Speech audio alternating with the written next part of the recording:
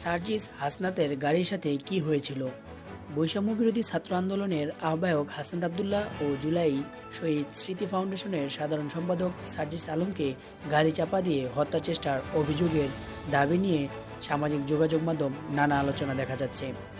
বুধবার দুজনেই তাদের ভেরিফাইড ফেসবুক প্রোফাইলে এই নিয়ে পোস্ট করেছেন। নিজেদেরকে শহীদ আবরার এবং আলিফের উত্তরসূরি উল্লেখ করে তারা লেখেন, মরব না, মারবা পারবা না, মনে রেখো শহীদরা মরে না। তাদের এই পোস্ট দ্রুতই ফেসবুকে ছড়িয়ে পড়ে এবং অন্য সমন্বয়করাও তা শেয়ার করেন। বুধবার রাতেই হত্যা চেষ্টার প্রতিবাদে বৈষম্য বিরোধী ছাত্র আন্দোলনের অন্যতম সংগঠক আব্দুল মান্নান মাসুদ ঢাকা বিশ্ববিদ্যালয়ের রাজু ভাস্কর্যে থেকে একটি বিক্ষোভ মিছিলের ডাক দেন। বৃহস্পতিবার দুপুরে ছবি সমেত আরেকটি ফেসবুক স্ট্যাটাস দেন মিস্টার মাসুদ। তিনি দাবি করেন যে